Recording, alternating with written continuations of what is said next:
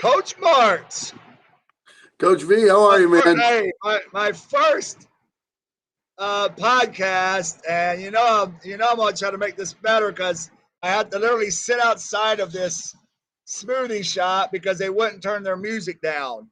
That's the best place I can get Wi-Fi. But so I'm Well, outside. If you hear some car noise, man, we have to drown it out. I don't want to drown out the great points that you'll be making tonight. And welcome. Thank you for taking 25 minutes because I mean this with all sincerity. You're one of the more intelligent guys who have been at every single level. So I couldn't think of a better first guest to educate and help potential prospects, parents, and people that are navigating through the recruiting process in general on what's going on in today's game and what kids really need to kind of focus on. yeah, I think it's great to be with you and talking about that stuff. And I think navigating the recruiting waters is probably as difficult as it's ever been. So I think both for parents and kids, even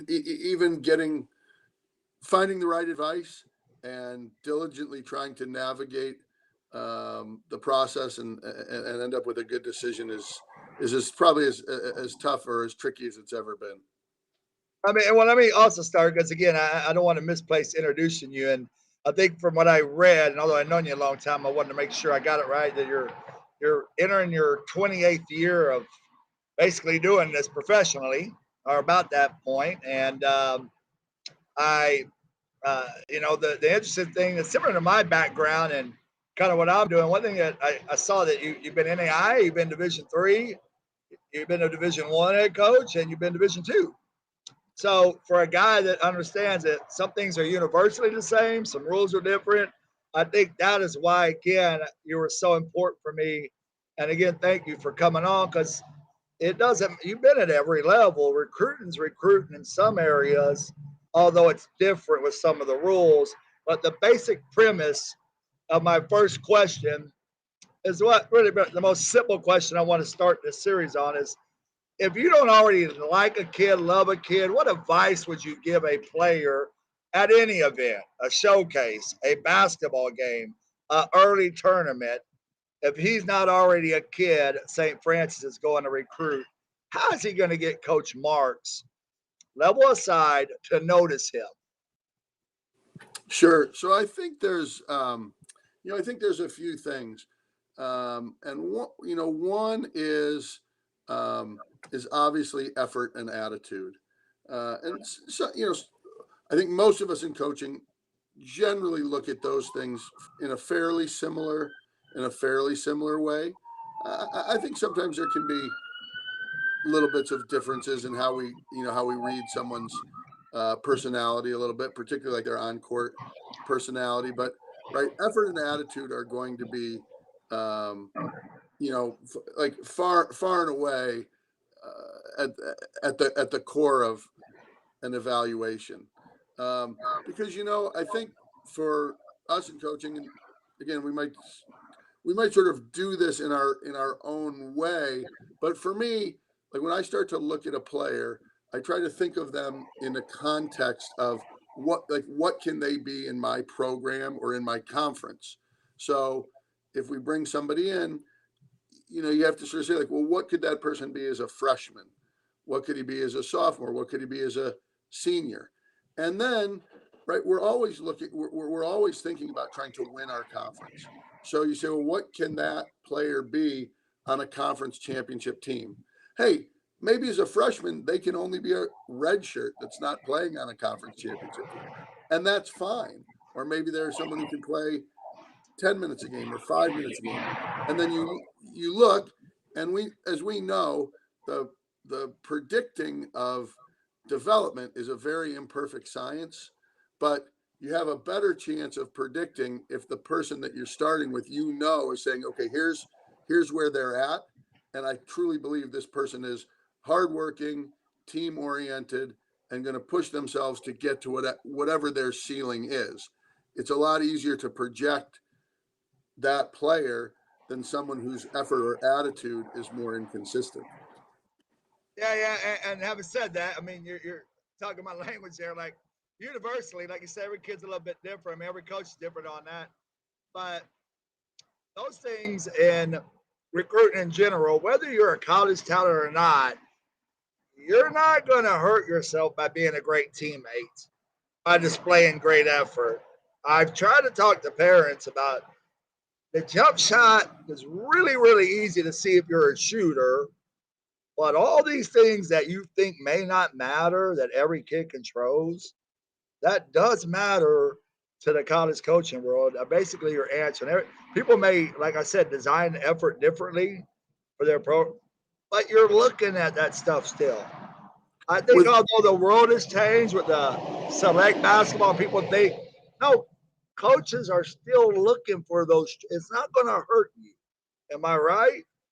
Absolutely, I think it's I think it's um, I think if you don't um, if you don't embody some of those characteristics that enable a team to have winning qualities, um, there's right there's too many options out there for us as coaches that to settle for somebody that we don't feel like sort of fits the niche or the culture that we're trying to create. Right, it's easy to go on to the next one.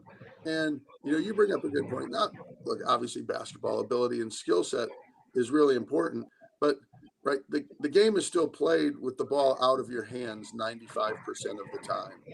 And so a lot of what you're right, like for us, we have to evaluate in that, even if it's a good player, when we get them, the ball is going to be out of their hands 90 to 95% of the time. Like, what are they doing in those instances to help their team? And what are they doing? Whether it's on the bench, like, the nature of how important chemistry is.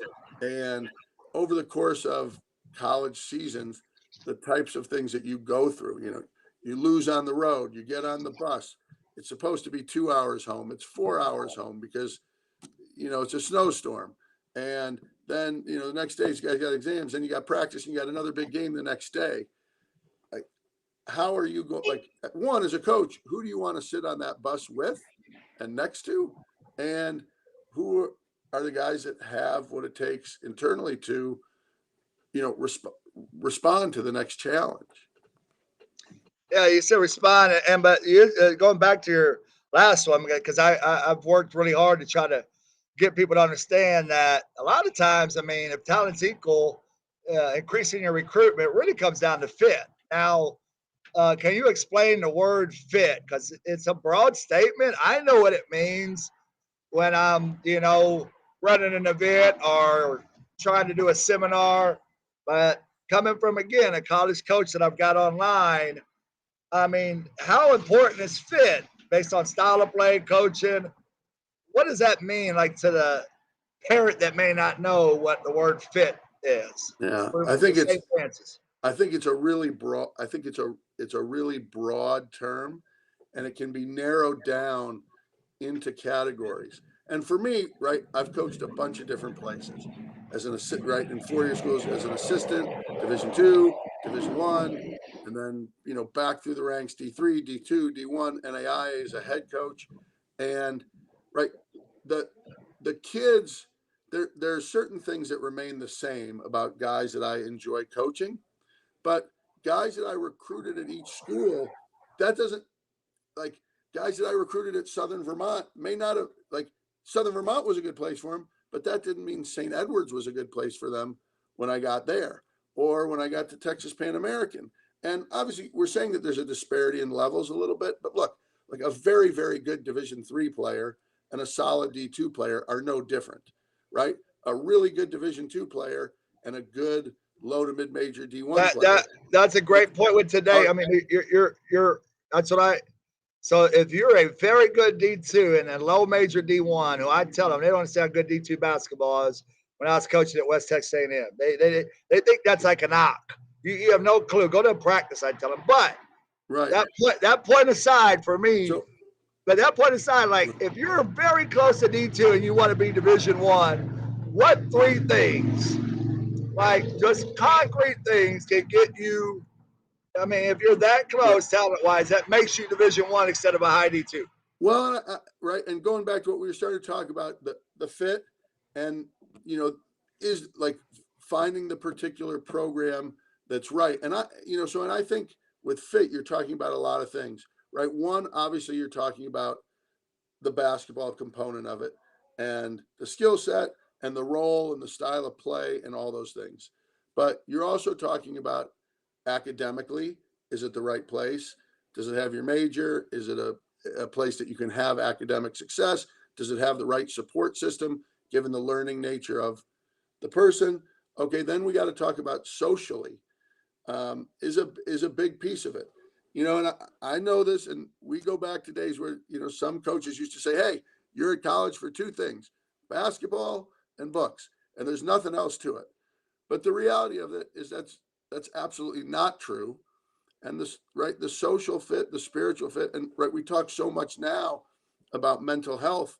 All those things come together.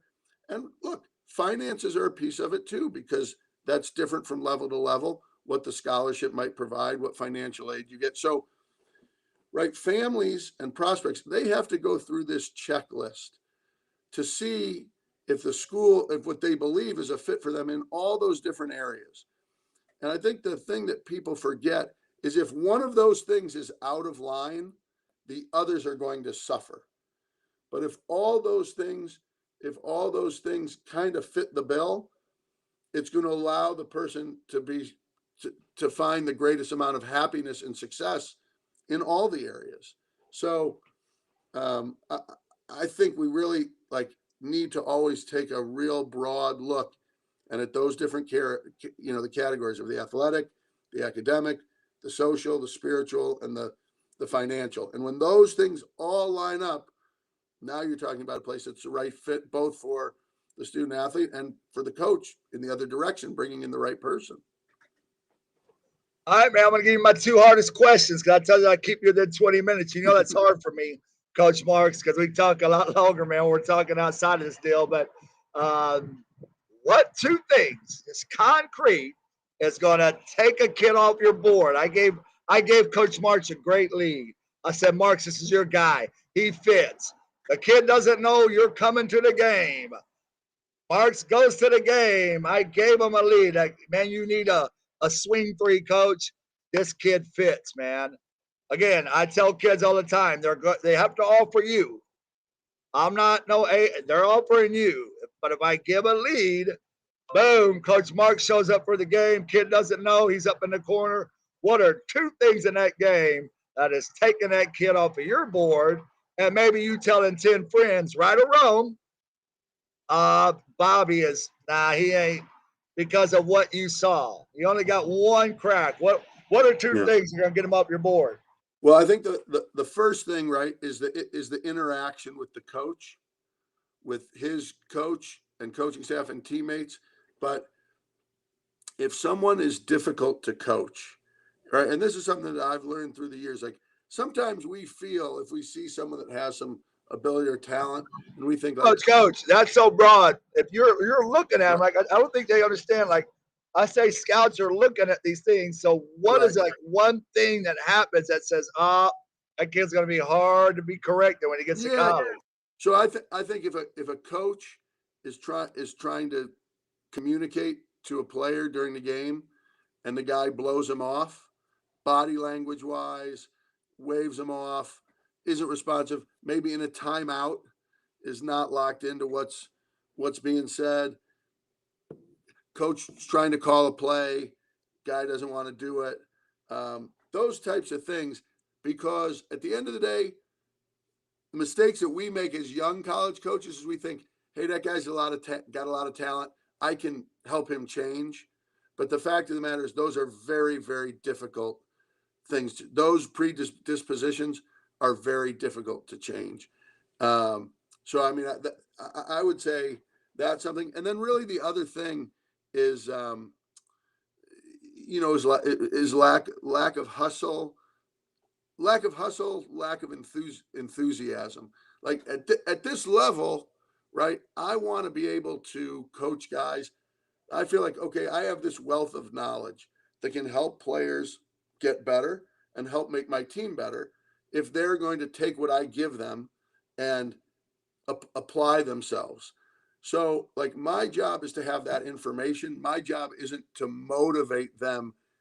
My job is to motivate the team to play together, not to motivate individuals to give their best effort. Like, by the time you get to college basketball, if you don't want to play hard and you don't have a passion for the game, like, you shouldn't be here.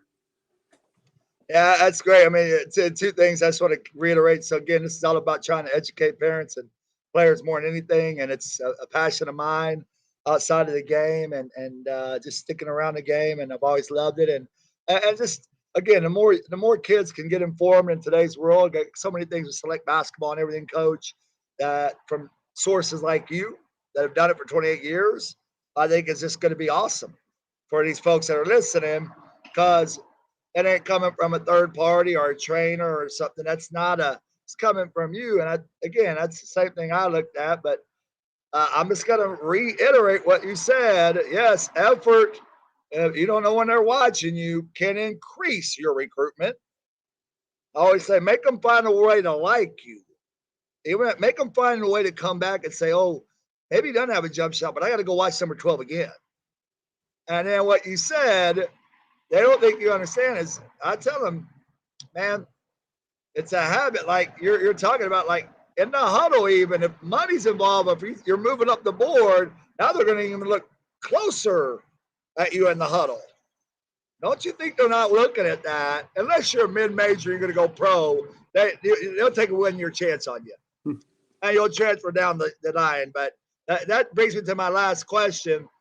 In the NAI Division II ranks, JUCO Division III, whatever, but NAI and Division II in particular, because you can get athletic aid there. It's programs where there's still very good kids passing up opportunities, and they don't understand what has the portal done. And this is my final question for you, because I know you're busy and got to go. But what has the portal done for recruitment in general at those levels right below D2 and NAI Division I programs? Yeah, it's having a really interesting impact. And I think to sort of say, hey, this is exactly where it's at, I think we don't know that yet. Because of the evolution of the portal, because of the open transfer now, one time in Division One, also in the aftermath of COVID, where you have right all these kids who were in college last year in 2021 from freshman to senior year that received an extra year of eligibility. So between the transferring and the extra kids, it's pushing everything back, and that works really from the top down, from Division One into the lower levels of D1 into D2 and AI. So I think people are getting opportunities later. I think all coaches, even coaches who have always been predominantly built their programs on 4-year kids, are still waiting a little longer to sort of see, like, who are these players out there that might be filtering to my level? Who are the younger players that high school players that maybe I didn't think I could get involved with previously, but now I have a better chance to get. So I think it's pushing things back relative to the calendar. And I also think it means that when you're being recruited and a couple schools are stepping forward and you start to go through that checklist we talked about, hey, this place is pretty good for me basketball wise, and it's a pretty good school academically. It's got my major. Socially, it's kind of the size school I'm looking for. It's the right distance from home, whether you're looking to go far away or stay close. All those things. If you have a couple opportunities that are good and check a lot of boxes, and the offer presents itself, like, you probably don't want to hesitate on those, because whether more will come around later or not, you don't really, there's no guarantee. Man, I said I was going to keep it at 20 minutes, and I did keep it at 20 minutes. And again, this is awesome, man. If this grows like Joe Rogan, brother, just know in 5 years from now you were the first. And I hit you up so hard because again, I don't say this. You're one of the more interesting, intelligent, your longevity, your championships at multiple levels. And maybe we can bring you back later when I improve some sound and get a goddamn spot that actually doesn't have music jamming inside. But I want to end on before I let you go, and I'll bring him on. And we'll knock you out the deal here. What did you call me last year when we were talking? What was that show? I'm still trying to find it on Netflix, man. It was awesome. What was that goddamn show? Which one was I? Oh, the guy on the street, man, that played the horn, man. You called the Yeah. what? You know what? If I can, it's here in my What office. was? It's a movie about Satan and Adam.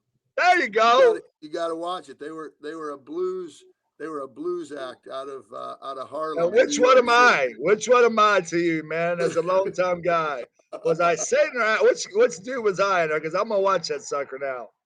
Well, Satan was the talent, and Adam might have been the grinder. So you might be the grinder, man. Yeah, I'm probably the grinder. I It's didn't have much talent. You saw me back when we were coaching, and you were going, you're doing all those defensive boxes, coach. I mean, god dang. I mean, yeah, I didn't have all the talent. I wasn't Brad Stevens. So same thing I'm doing here. I'm grinding, and this is going to be a big thing that I've been wanting to do for years, and it's just about starting. yeah. I saw a simple quote that said, "Start by starting." Technology scares me, man. If I'm going to give advice about fixing this and this, it's uncomfortable. This wasn't that uncomfortable, man. Thank you for your time, coach. You look great. Good luck this year, and we'll be in touch, man. If I can ever do anything, let me know. Coach V, a real pleasure. And I think you're really I think your approach to really trying to,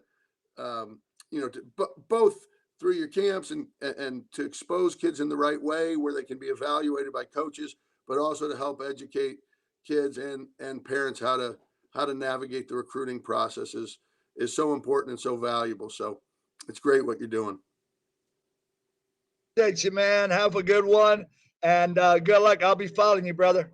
Sounds great. We'll see you soon. Take care. Thanks. All right, Sherrod. I was mute my I was right on time. Are we still live? I can't hear you. Yes, sir. Quick question. Right. I was only thing that was problem, and these people maybe still on there, as I was muting my mic when he was talking, so at least they got him because I still had some traffic behind me. I don't know how it sounded, but hopefully they got most of that. No, it sounded great, Coach. Quick question. Do you have any events or anything coming up soon? Well, my last event of the year is Sunday at DFW. It's the finale. It's October 31st. I did it on Halloween last year, almost out of default because I couldn't find a gym. And it was such a great turnout because there was no conflict that it was just awesome. So, having said that, I mean, yeah, I've got probably 8 or 10 spots left, but I got a great group coming. I've got 4 college coaches on staff, and I got a couple of good extra evaluators with Texas Prep that does a great job. And, Coach Todd Shelton, who's been a college coach as well, he's, I pay him to evaluate. And again, I don't have no ego. Like my man said, it's about fit. And if all the college coaches are there, my templates are all created at the end so I can see by a college coach's perspective in the fall. Gives me 6 months to help them be promoted to the right fit.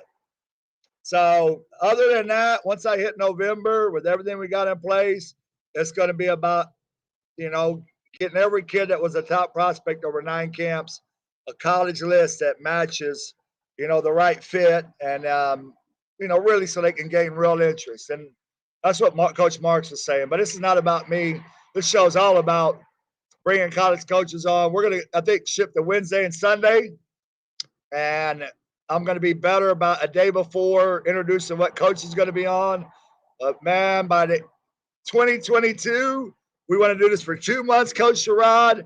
And I want every kid and parent to go into the spring for free, hearing from professionals. No tricks, no agendas. What it takes, what you can do, what your child can do outside of talent. It's going to help him get recruited or eliminate him from some recruiters' boards. And I think that was a great start, and you couldn't have a much better first guest because Coach Marks, if you research him, Ryan Marks, his career is extensive and it covers every level like mine did, which he understands. Some things are universal, Coach Sherrod. Just because don't think D3s ain't going to scratch you for being a bad teammate or whatever, or it won't increase your recruitment. All those things that we encompass, I want parents to learn. But we'll get into more topic related stuff next week, and just glad to be on. All right, Coach. Well, have a good day. You too. I'll talk soon next Wednesday. And I'll see you Sunday. I know you're coming out to take headshots for me and pictures. So I'll see you on Sunday. Yes, sir. Yes, sir. See you Sunday. You got it. Take care.